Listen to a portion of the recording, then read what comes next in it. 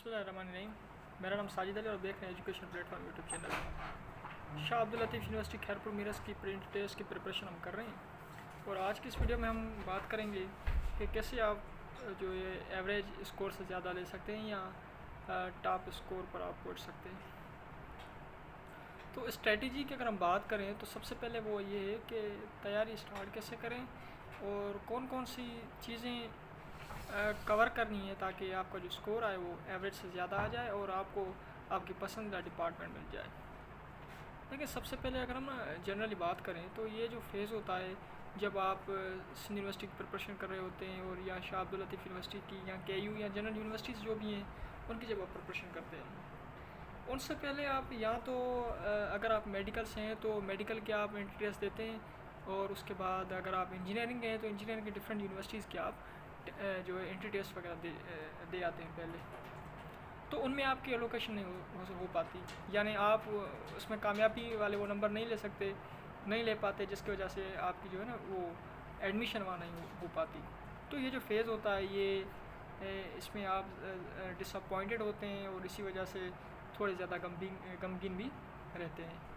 तो next phase होता है कि आप एंट्री टेस्ट की प्रिपरेशन की कि भाई हाउ डू आई स्टार्ट, मैं कैसे शुरू करूं और कैसे मुझे शुरू करना चाहिए और कौन कौन से मैं जो है वो स्टार्टअप लेने के लिए चीज़ों को कवर अप करूं। तो सबसे पहले आई वुड सजेस्ट यू कि आपको पास्ट पेपर्स देखने हैं, यानी जो भी किसी भी यूनिवर्सिटी की अगर आप प्रिपरेशन कर रहे हैं तो सबसे पहले past papers. We are here talking about Shah Abdul Latif university, तो सबसे पहले आपने 2015 से 2022-23 तक जो भी पास्ट पेपर्स पढ़े हैं वो आपको सब देखने हैं। वो सब देखने के बाद अब आपको क्या करना है कि सिलेबस देखना है कि सिलेबस में कौन सी चीज़ें हैं। प्रोस्पेक्टस आपको मिल जाएगा शाह अब्दुल लतीफ़ की जो इनकी वेबसाइट है वहाँ पे मिल जाएगा, या आप फिज़िकली वहाँ जाएंगे तो वो आपको दे देंगे। तो उसके लिए सबसे पहले क्या होगा कि इंग्लिश की हम बात करेंगे तो इंग्लिश के दो पोर्शंस होते हैं, दो पोर्शंस टॉकिंग अबाउट के उसमें एक तो हिस्सा एकेडमिक वाला होता है, दूसरा ग्रामर वाला होता है। एकेडमिक की बात हम बाद में करेंगे, पहले हम बात करेंगे कि इंग्लिश को ग्रामर वाला पोर्शन। उसमें देखें हर साल आप देखेंगे 15 से 22 या 23 तक तो तकरीबन हर साल में आपको एक्टिव और पैसिव का एक या दो जो सेंटेंस है वो मिलेगा, MCQs मिलेगा। तो सबसे पहले आपको क्या करना है, एक्टिव पैसिव को क्लियर करना है। दूसरी बात, नरेशन का आपको मिलेगा एक या दो MCQs, तो नरेशन भी आपने क्लियर करनी है। ठीक है, ये दो चीज़ें आपकी हो गई। अब देखें बात करते हैं सब्जेक्ट वर्ब एग्रीमेंट की। तो सब्जेक्ट वर्ब एग्रीमेंट अगर आप एंट्री टेस्ट से लेकर ये जो जनरल यूनिवर्सिटीज़ हैं इनसे लेकर आप किसी भी कॉम्पिटिटिव एग्जाम में चले जाएंगे तो आपसे ये ना सब्जेक्ट वर्ब एग्रीमेंट पूछा जाएगा। तो ये सब्जेक्ट वर्ब एग्रीमेंट के कुछ रूल्स होते हैं वो भी आपको आने चाहिए। दूसरी बात, एरर डिटेक्शन होती है, स्पेलिंग चेक वगैरह ये आपको सही से पता हो। अच्छा, उसके बाद द मोस्ट प्रोमिनेंट थिंग के वो आपकी प्रपोजिशन की प्रिपरेशन है। तो आप कहेंगे कि सर प्रपोजिशन तो बहुत होती हैं, अब हम प्रपोजिशन की प्रिपरेशन कैसे करें या कौन कौन सी प्रपोजिशन हम डील करें। तो उसके लिए आई वुड सजेस्ट यू कि आप क्या करें, कुछ प्रपोजिशंस ऐसी होती हैं जो वर्ड्स फॉलोड बाय जो है ना एप्रोप्रिएट प्रपोजिशंस वाले होते हैं, तो आप वो वर्ड्स देख लें। मिसाल के तौर पे अगर मैं बात करूं, junior, senior, inferior, superior, Elder, ये सब जो है ना अपने साथ टू लेते हैं।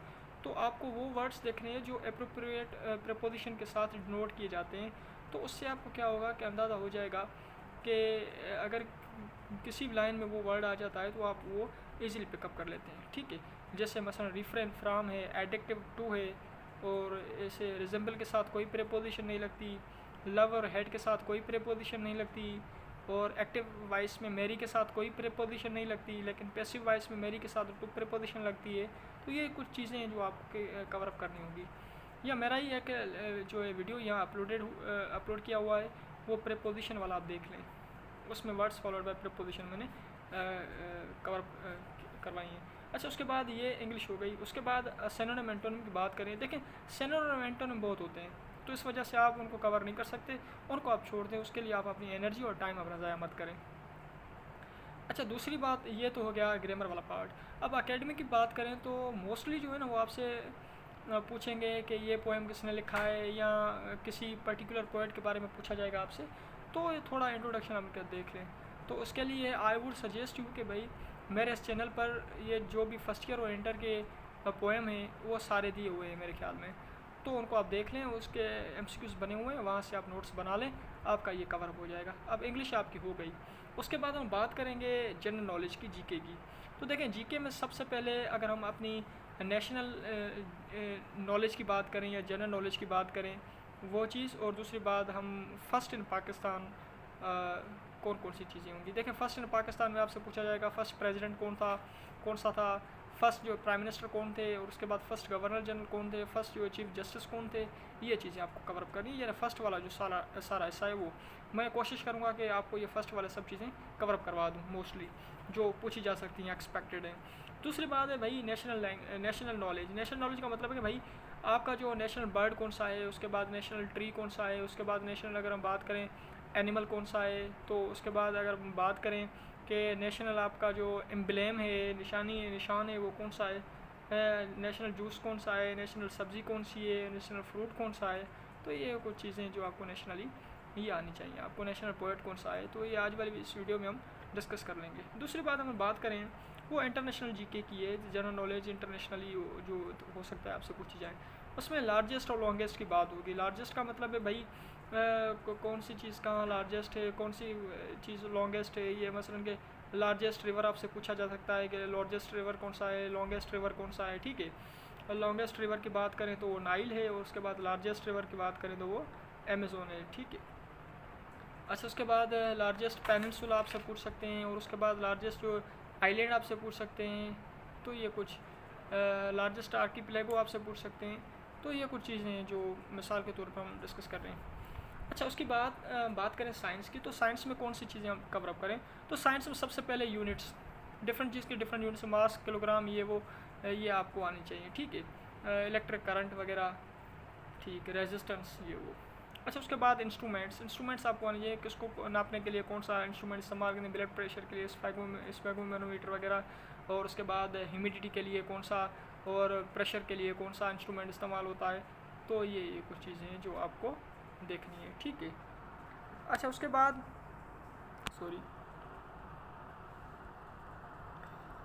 बाद आपको क्या करना है कि ये चीज़ें आपकी हो गई, और जनरली आपने देखनी है, जैसे सेल के बारे में आपको नॉलेज हो थोड़ी ज़्यादा, और उसके बाद एटम के बारे में, और कुछ आप जनरली आपको साइंस पढ़नी होगी, ठीक है।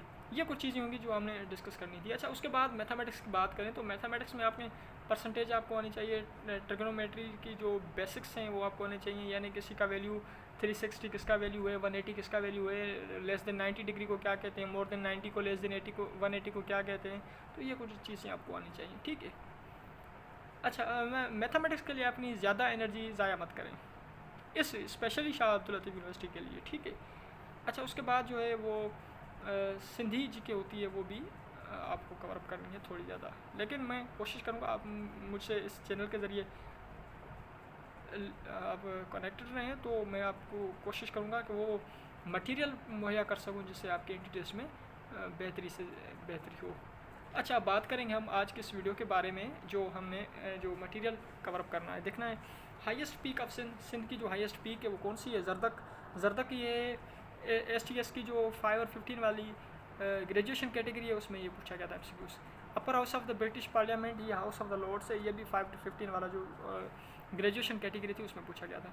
Pakistan steel mills was founded with the cooperation of, ये 1973 में जुल्फ़िकार अली भुट्टो ने कॉपरेशन किया था, उसके साथ रब्ता किया था रशिया के साथ, फिर रशिया ने हेल्प की थी हमारी इस स्टील मिल्स के बनाने में।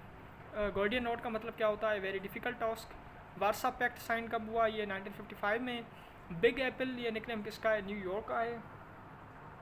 पाकिस्तान ने सबसे पहले गोल्ड मेडल कब जीता था, 1960 में। यूनेस्को का हेडक्वार्टर कहाँ है, ये पेरिस में, और पेरिस फ्रांस का जो है कैपिटल सिटी है। उसके बाद स्ट्रेट ऑफ जिब्राल्टर है। अच्छा, स्ट्रेट का मतलब होता है नेरो, जो रास्ता होता है इसको ये कनेक्ट करता है, इसको एक एनर्जी का सनी पट्टी हूंदी या जेका बिन के कनेक्ट करे पाण में, या एटलांटिक ओशन है, मेडिटेरेनियन सी के कंडीनिया। लैंड टैक्स जेका इम्पोज कई वञे नॉन मुस्लिम्स ते, कल्टिवेटर्स थे, उनका मतलब लैंडलॉर्ड जेके ज़मींदार वग़ैरह हूंदा आहिनि, त उनखे ख़राज चयो वेंदो आहे। मुसलमाननि जो सिकंदर आज़म कंहिंखे चयो वेंदो आहे, उक़बा बिन नाफ़े के। कुरान जी सबसे अच्छा, कुरान की जो है ट्रांसलेशन पर्शियन में सबसे पहले किसने की, शाह वलीउल्लाह ने की। कुरान की सबसे पहले सिंधी में ट्रांसलेशन किसने की, आखूंद अजीज़ुल्लाह ने की। लार्जेस्ट पॉपुलेटेड इस्लामिक स्टेट कौन सा है, मुसलमानों का मुल्क जो है वो इंडोनेशिया। और साबुन किसने बनाया? हज़रत सालेह ने। और राबिया बसरी की पैदाइश 95 हिजरी। बादशाही मास्क किसने बनवाई थी? औरंगज़ेब ने। और नजीबुल्लाह किसका लक़ब है? दाऊद का। देखें, हज़रत दाऊद अलैहिस्सलाम का नजीबुल्लाह लक़ब है और हज़रत नूह अलैहिस्सलाम का नजीउल्लाह लक़ब है। ठीक है। किसिंग ऑफ हजर असवद, इसको क्या कहा जाता है?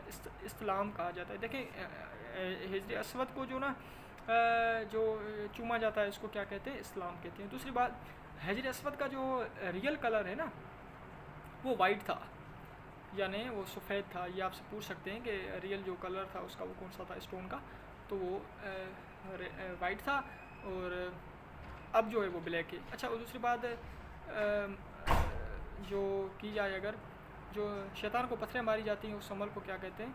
रमी कहते हैं। और उसके बाद सही किसको कहते हैं? सफ़ा और मरवा के बीच में जो चक्कर लगाए जाते हैं साथ, उसको सही कहते हैं। उसके बाद जो बात करें largest idol named as in Kaaba में सबसे बड़ा जो बुत था उसका नाम हबल था। और उसके बाद कुरान की सबसे पहले उर्दू ट्रांसलेशन किसने की? शाह अब्दुल कादिर ने। फ्रूट बास्केट पाकिस्तान के किसको कहा जाता है? कोयटा को। और उसके बाद गैम्बलिंग कब बैन हुई थी? ये 4 हिजरी में।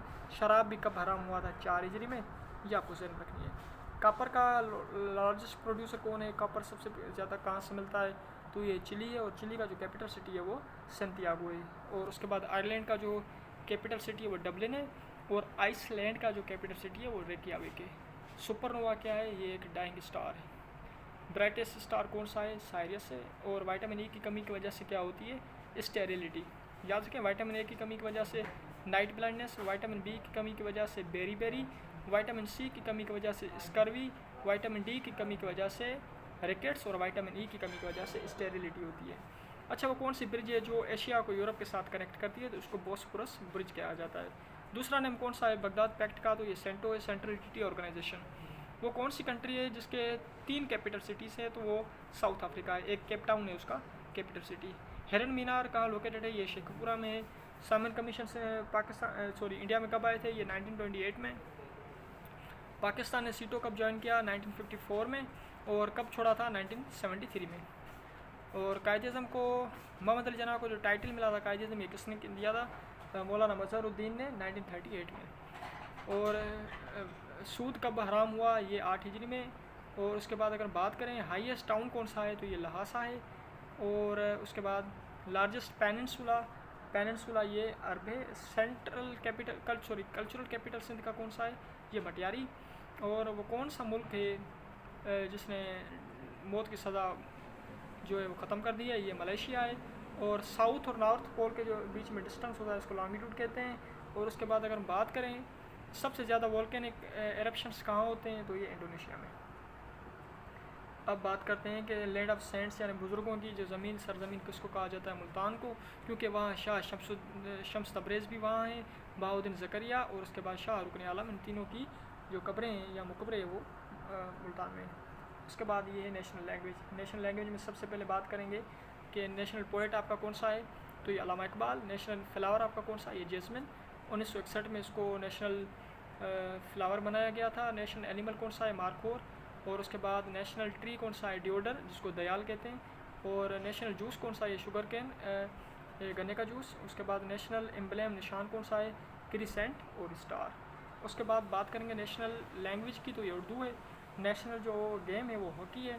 स्मॉलेस्ट रिवर हमारा कौन सा है? ये रावी। और उसके बाद लार्जेस्ट जो बैरेज है हमारा वो सखर बैराज है, 1932 में बना था और इसको लिलोइड बैराज भी कहा जाता है। और दूसरा जो बैराज है हमारा वो कोटड़ी बैराज है, इसको गुलाम अहमद बैराज भी कहा जाता है। आई थिंक सो ये 1956 में बना था, फिर भी आप कंफर्म कर लें। टोटल रेडियो स्टेशंस कितनी थी? 27। बिगेस्ट सिविल अवार्ड कौन सा है हमारा? निशान पाकिस्तान। और बिगेस्ट मिलिट्री अवार्ड कौन सा है? Nishan Haider. Total number of airports 6 हैं। कायद-ए-आज़म कब पैदा हुए? 25 दिसंबर 1876। कायद-ए-आज़म का इंतकाल कब हुआ? 11 सितंबर और 1948। और इनको टीबी थी, ट्यूबरकुलोसिस, जो माइकोबैक्टीरियम ट्यूबरकुलोसिस की वजह से होती है। और कायद-ए-आज़म की जनाजा नमाज़ किसने पढ़ाई थी? शब्बीर अहमद उस्मानी ने पढ़ाई। मुस्लिम लीग कब बनी? 1906 में। कायद-ए-आज़म ने कब ज्वाइन किया? 1913 में। कायद-ए-आज़म ने कांग्रेस कब छोड़ी? 1920 में। पाकिस्तान एटॉमिक पावर कब बना? 28 में 1998 को। पाकिस्तान जो एक 7वीं एटॉमिक कंट्री है और 28 में 1998 को योम तकबीर कहा गया। पाकिस्तान का सबसे बड़ा रेगिस्तान कौन सा है? ये थर है। लार्जेस्ट प्रोविंस पाकिस्तान का कौन सा है एरिया के हवाले से? ये बलूचिस्तान है।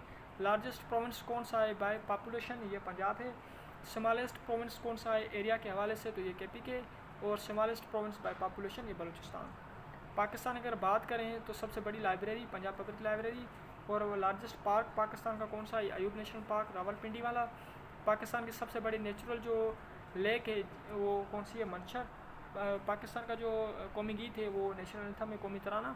नेशनल एंथम पाकिस्तान का किसने लिखा था? मोहम्मद हफीज़ जालंधरी ने। पाकिस्तान का जो कौमी झंडा है किसने बनाया था? अमीरुद्दीन किदवाई ने।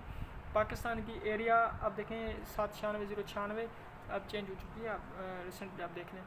और कितने मार्शल लॉ टोटल लगे हैं पाकिस्तान में? वो 3। सबसे पहले 1958 को, दूसरा 1962 को, तीसरा 1977 को। अपना और अपने प्यारों का रखें ख्याल। मुझे दें इजाज़त। अल्लाह हाफिज़।